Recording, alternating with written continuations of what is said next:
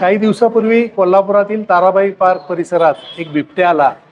बिबट्या सापडला, त्याला दाजीपूर अभयारण्यात स्थलांतरित करण्यात आले.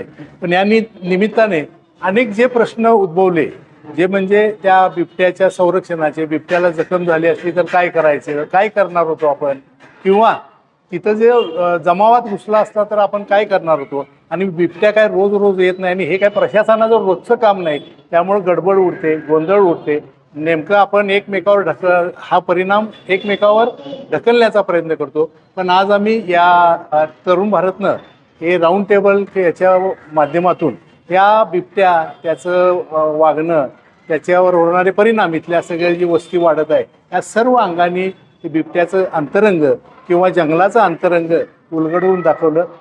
तणावात असलेल्या बिबट्याला भूल देणे, व्यवस्थित पद्धतीने भूल देणे आणि भूल दिल्यानंतर त्याला कोणतीही जीवितहानी न होता तिथून बाहेर काढणे आणि परत त्याला भूलीतून बाहेर आणणे, हे कार्य खूप महत्त्वाचे आहे. जंगली बिबट्या आणि ऊस शेतीतला बिबट्या हा मानवी वस्तीत काय येतोय ह्याचं कारण शोधणं गरजेचं आहे आणि त्याच्याबरोबरच आपलं काय चुकतंय का हेही शोधणं गरजेचं आहे. अशा इन्सिडेंट घडतच जाणार आहेत. जसं लोकसंख्या वाढते आणि जंगल कमी होतं, पण सगळीकडे दुसऱ्या भागात जास्त आहे आणि पॅनिक रिॲक्शन न घेता अभ्यास करून शांतपणे हे दर टाईमला हाताळणं जाणं हे आवश्यक. आदल्या दिवशी रात्रीच कळालं होतं बिबट्या आलेला आहे, पण ते खरं की खोटं की अफवा हे तपासण्यासाठी एक रात्र पूर्ण आम्ही त्याचा तपास चालू केला होता.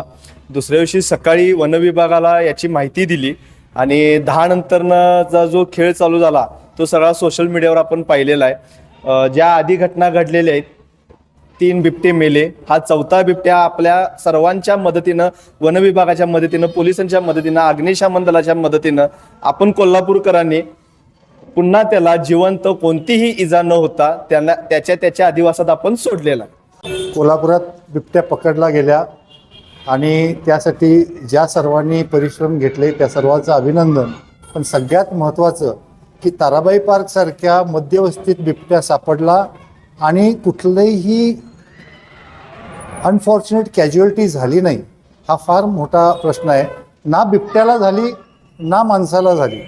पण प्रश्न हा उद्भवतोय की समजा जर त्या बिबट्याला काय कॅज्युअलिटी झाली असती, काही दुखापत झाली असती, तर त्याचं रिहॅबिलिटेशन करणार कुठं?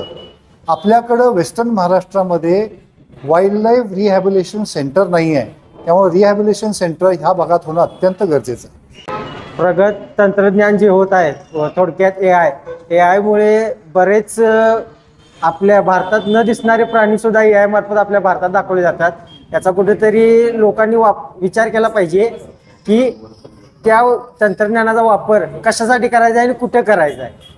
रेस्क्यू झालेला बिबट्या रेस्क्यू करत असताना मला इजा झाली, पण इजा होऊन पण आपण त्याला योग्यरित्या रेस्क्यू केले. रेस्क्यू करताना माणसांची व इतर नागरिकांची जी गर्दी झाली होती किंवा जे दंगा करत होते त्यांचाही विचार केला गेला की त्यांना हानी पोचायला नको किंवा ते बिबट्याला पण, व आमचे जे कर्मचारी आहेत वन विभागाचे, अग्निशमन दलाचे व पोलिसांचे, त्यांनाही सुरक्षितरित्या आपण प्रत्येक ठिकाणी त्यांनी स्वतःचा केला व रेस्क्यू करण्यात आला व त्याला नैसर्गिक सोडण्यात आला.